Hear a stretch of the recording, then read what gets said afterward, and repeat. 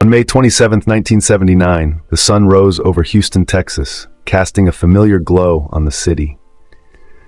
Yet the day would soon take a dark turn when a man stumbled upon the lifeless and partially clothed form of a young woman nestled along the banks of a bayou. The victim was later identified as Inez Deaton, a vibrant 21-year-old from the area. The brutal nature of her murder sent shockwaves through the community, instilling a profound sense of dread and prompting swift action from law enforcement. As the investigation progressed, a suspect emerged, but just as hope flickered, the trail went cold, leaving the case unresolved for an agonizing 20 years. When the truth finally surfaced, it revealed a far more chilling reality than anyone could have imagined. Who then was the architect of this horrific crime, and what led to the long-awaited unveiling of the mystery? Inez Elizabeth Wooten Deaton graced the world with her presence on September 16, 1957. While many aspects of her life remain shrouded in mystery, it is clear that Inez possessed a remarkable ability to connect with those around her.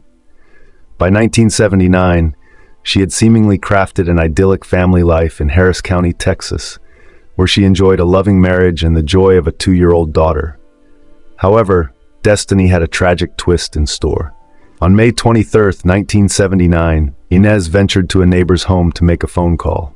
The neighbor suggested she visit the residence of Winona Bible, a dear friend of many years. Without hesitation, Inez entered Winona's home, and that moment marked the last time she was seen alive. 4 days later, on the fateful morning of May 27, 1979, the Harris County Sheriff's Office received a harrowing report. A man had discovered the bloodied body of a young blonde woman on the northern slope of Green's Bayou, near an abandoned car wash. This area, known for its murky waters flowing westward toward Houston, became the backdrop for a tragic scene. Among the first responders was Harris County homicide detective Ronnie Phillips, who recalled, "She wore a yellow shirt, expensive, yet worth it." The victim was discovered with blood on her face and one leg adorned with a pair of panties, as if they had been forcibly removed from the other leg. She was found without her pants, and her underwear was partially torn from her body, indicating a violent assault. Her remains exhibited clear signs of trauma, including stab wounds and bruises to her head, suggesting she had been attacked. Evidence pointed to the fact that her assailant had dragged her to the scene and positioned her body with her legs spread apart. The victim was later identified as Inez Deaton. The autopsy revealed the horrific nature of the murder, with Inez suffering a total of 11 stab wounds, 9 to the chest and 2 to the back, inflicted by a sharp object.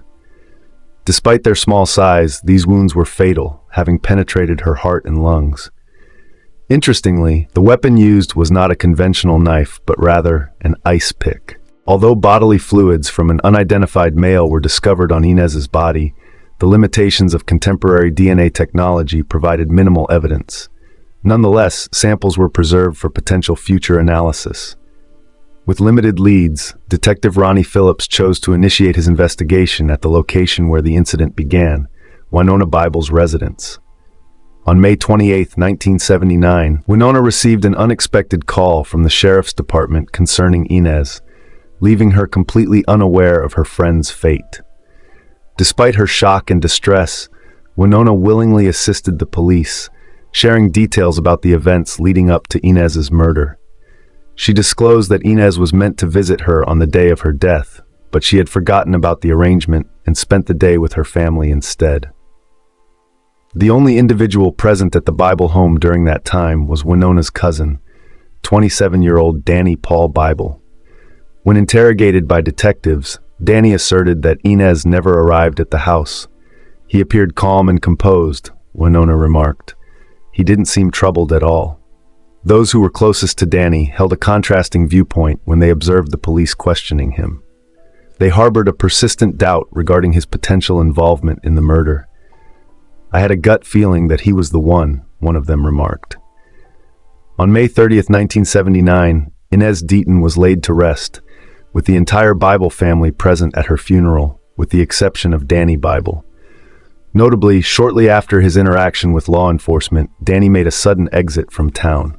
While this unexpected departure raised eyebrows, the police found themselves without any solid physical evidence to pursue further action against him. As there were no alternative suspects, the investigation stagnated, and the case eventually went cold. Over the years, Danny slipped into obscurity, and it would take 2 decades before any significant progress was made in the case.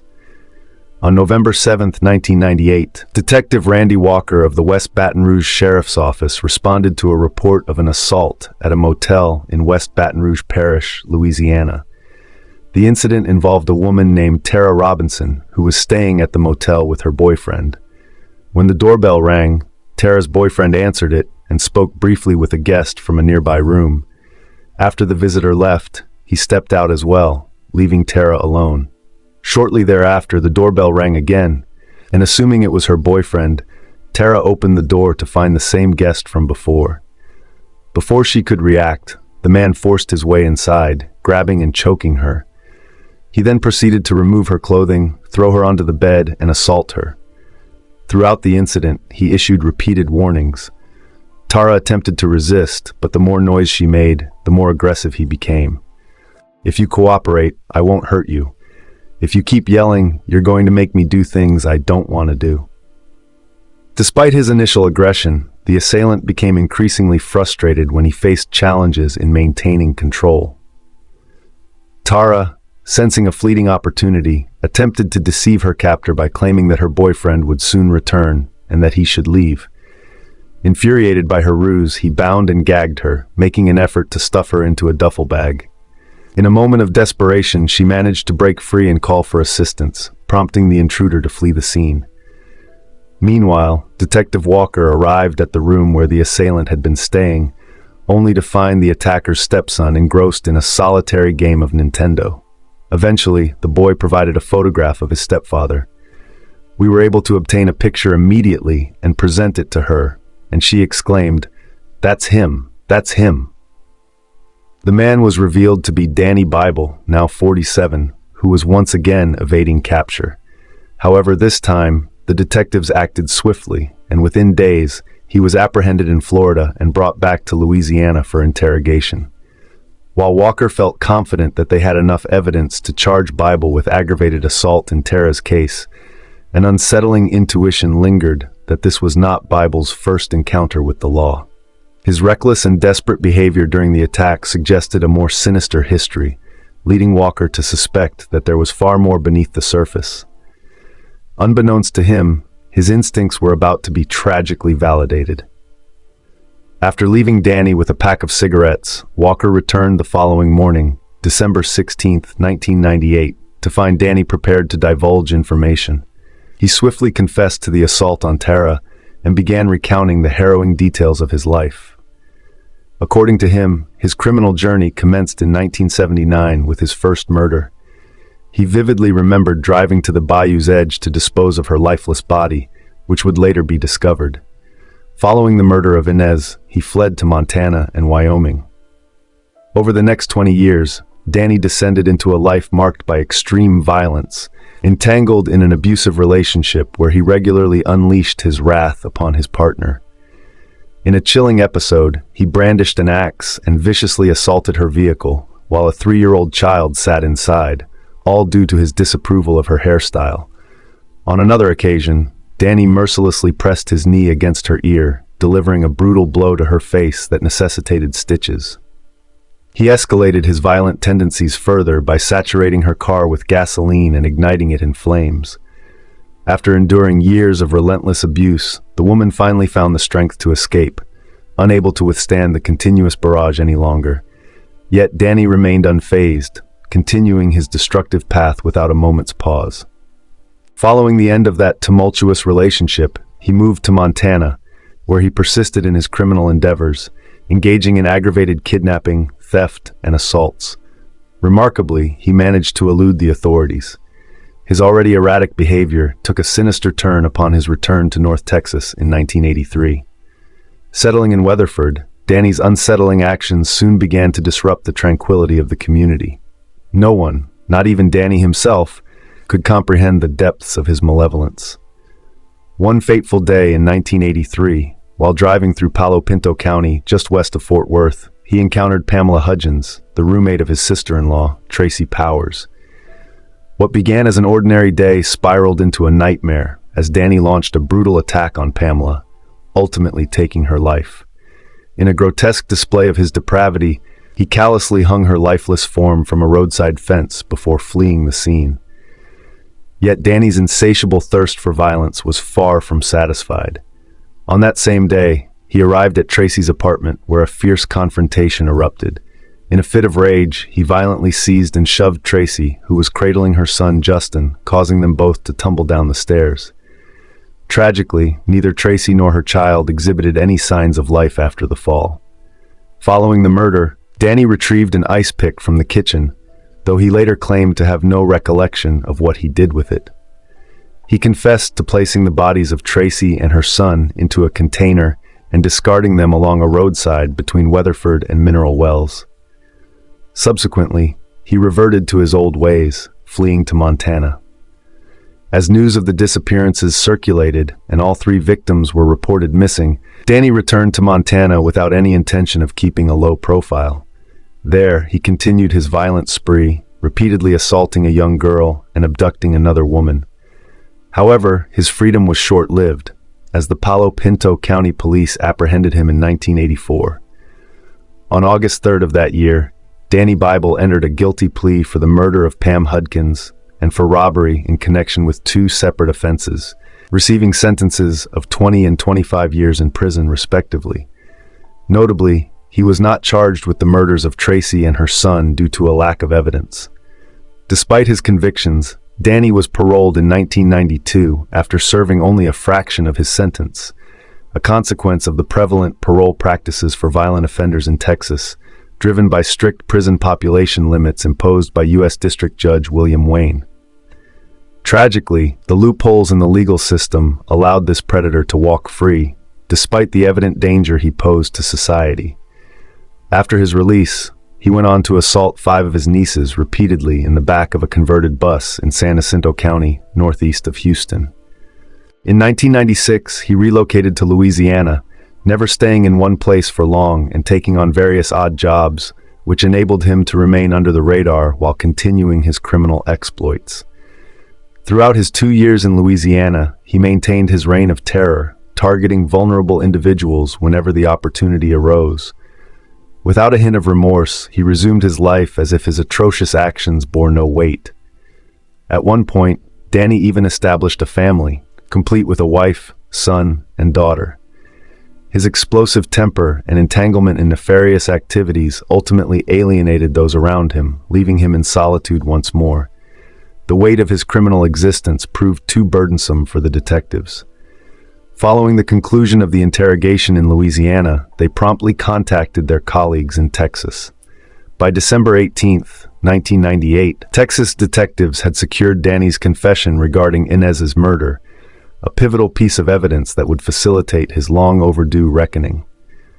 Thus, the curtain descended on a 2-decade-long reign of terror perpetrated by this monstrous serial killer, whose infamy was marked by his unusual choice of murder weapon. Regarded as one of the most heinous criminals, Danny Bible was found guilty of capital murder by a jury in June 2003 and sentenced to death. Yet, the path to his execution was fraught with unforeseen complications. In a twist of fate, reminiscent of the suffering he inflicted, the transport van he was in collided violently with another vehicle, resulting in the tragic death of the officer driving. Although Danny emerged from the wreckage alive, he sustained grave injuries that left him confined to a wheelchair, with severely limited use of his arms for the remainder of his life. Seizing the moment, Danny's attorney, Jeremy, sought to spare his client from execution by appealing against the death penalty, arguing that Danny's deteriorating health rendered him incapable of posing a threat. Nevertheless, these pleas were swiftly dismissed. When these tactics proved ineffective, the defense team proposed a different strategy. Citing Danny's medical issues, they argued that a lethal injection could lead to a botched execution. They recommended alternatives such as a firing squad or nitrogen asphyxiation. Yet the court rejected all such proposals. Although the legal wrangling extended the process for several additional years, it could not alter the course of justice. Ultimately, on June 27, 2018, nearly 4 decades after his initial act of murder, justice was finally served. At the age of 66, Danny Bible was escorted to the execution chamber in Huntsville, Texas. Known as the Ice Pick Killer, this inmate had confessed to 4 murders and at least 9 rapes before facing his death. Despite concerns regarding his health, the process of inserting the IVs proceeded without any visible issues. He did not make any final remarks. However, as the lethal substance began to take effect, he quietly expressed, "Burning, it hurts." Just 3 minutes later, the Ice Pick Killer was no longer alive. While Inez's family chose not to attend the execution, relatives of 2 of Danny's victims were present in an observation room nearby. Among them was Larry Lance, brother of Pamela Hudgens, who later issued a statement through a spokesperson. "Danny Paul Bible is one of the most despicable individuals to have ever lived. We are relieved to have witnessed his final moments. I am certain he will suffer eternally. It is our hope that society never encounters another person capable of such monstrous deeds."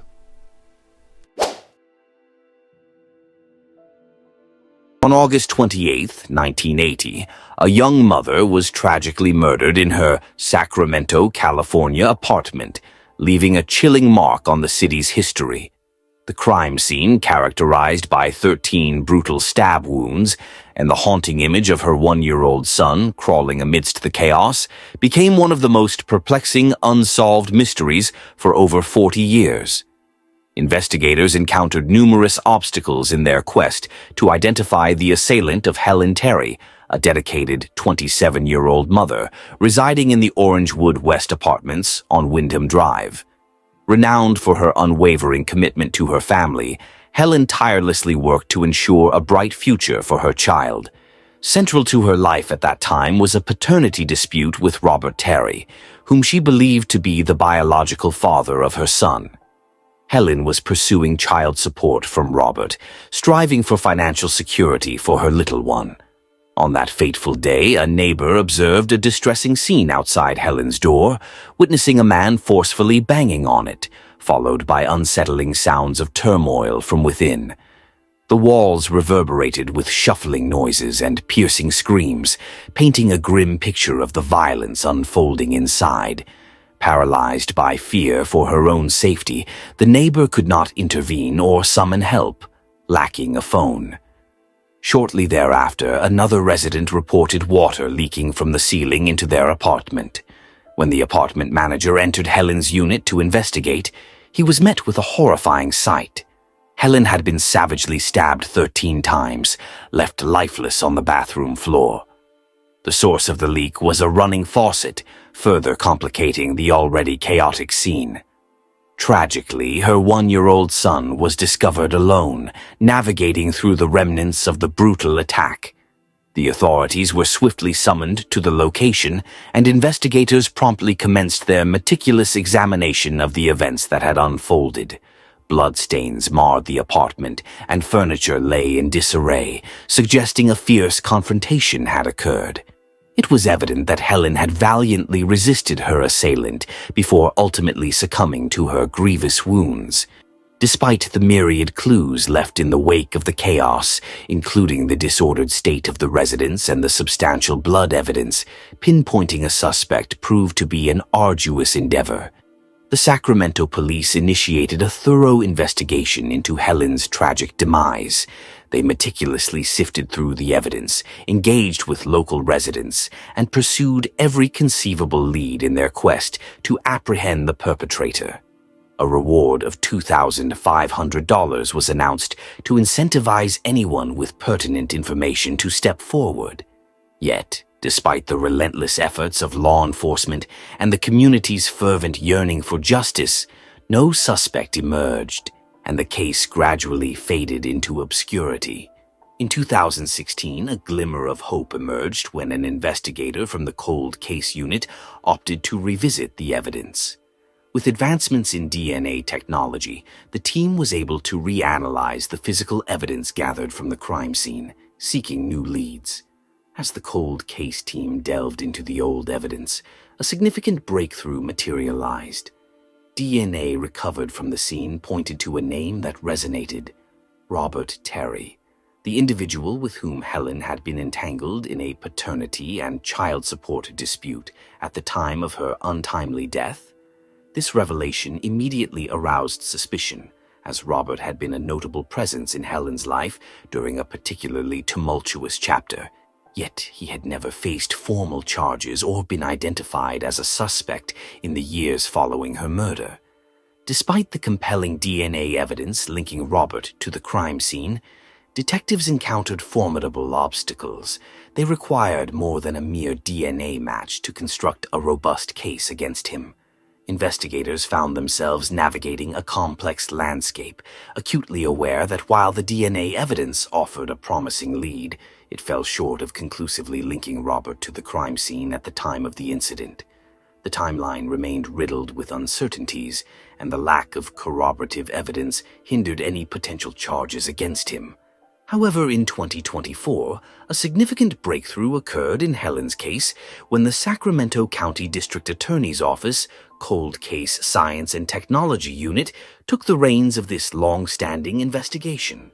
Employing cutting-edge investigative techniques, detectives unearthed sufficient new evidence to formally charge Robert Terry with the murder of Helen Terry. On September 27, 2024, the 81-year-old Robert, residing in Rancho Cordova, was apprehended and subsequently booked into Sacramento County Jail. Authorities have yet to verify whether Robert is the biological father of Helen's 1-year-old son. Their tumultuous relationship, further complicated by the unresolved paternity question, remained a focal point of the investigation. Law enforcement continued to scrutinize their interactions, seeking to understand how the paternity dispute may have influenced the motive behind the tragic event. Robert Terry is scheduled to appear in court for a bail hearing, where additional details regarding the case may emerge. His arrest at this advanced stage of life marks a startling resolution to a cold case that had eluded detectives for over 4 decades. Helen's brother, John, expressed, "She was incredibly kind and loving. It is unfathomable to think something like this could happen to her, completely unjustified. We have been searching for answers since the beginning, and this is the first glimmer of hope we have had since then, and we intend to pursue it vigorously. We had our suspicions, but without proof, we felt powerless. When the truth finally began to surface, it was a tremendous relief, as if we had known all along but lacked the evidence to substantiate it." A young father's life was cut short in a heartbreaking incident on a serene afternoon in Wilmington, Delaware. The tragic events of November 25, 2019, left the community grappling with grief as Rajion Ray Ray Dinkins fell victim to an inexplicable act of violence. Investigators encountered numerous obstacles, causing the case to grow cold, yet hope flickered anew with recent developments, offering a semblance of solace to a family shattered by loss. Born on June 13, 2000, in Newark, Delaware, Rajion, lovingly known as Ray Ray, was raised by his mother, Tamika Dinkins. From an early age, he exhibited a spirited and inquisitive disposition, relishing activities such as running and biking, while also nurturing a profound interest in science. His time at Concord High School further cultivated his vibrant personality and deep-rooted sense of community. In 2016, Rajion crossed paths with Amani Hall, who would later become the mother of his cherished son. Their relationship flourished as they embraced the joys and challenges of parenthood, with Rajion proving to be a devoted father. His commitment to the community was evident from a young age. He lent his voice to the Police Athletic League's youth choir and served as a youth counselor at the Kids for Christ summer camp, where his enthusiasm and compassion left an indelible mark on many young lives. On that fateful day, November 25, 2019, law enforcement responded to a 911 call from the 2300 block of Washington Street shortly before 4 p.m. Upon arrival, they found Rajion Dinkins and another 20-year-old man suffering from serious injuries. Both were swiftly transported to a nearby hospital for urgent care. Tragically, Rajion succumbed to his injuries and was pronounced dead, while the other individual, whose identity remains undisclosed, was reported to be in stable condition. Despite the prompt response from authorities, details surrounding the circumstances leading to the shooting remained scarce. The lack of crucial information left investigators grappling to unravel the events that transpired.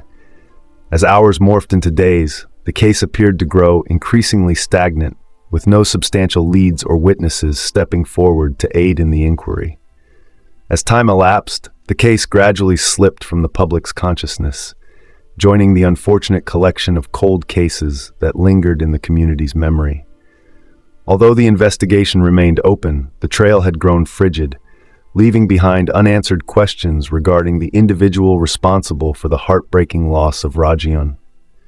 In 2024, years after the case had cooled, the investigation into Rajion's murder was entrusted to the Cold Case Unit of the Wilmington Police Department.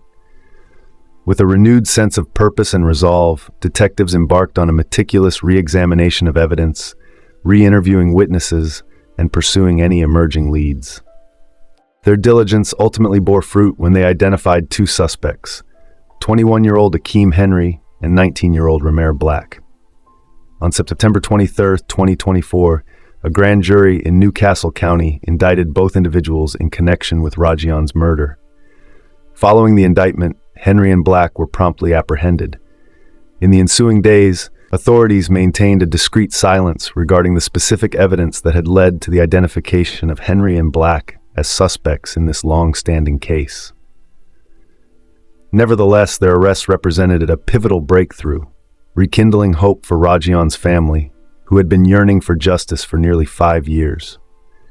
Both Henry and Black faced a series of grave charges, including first-degree murder, first-degree attempted murder, and 3 counts of firearm possession during the commission of a felony.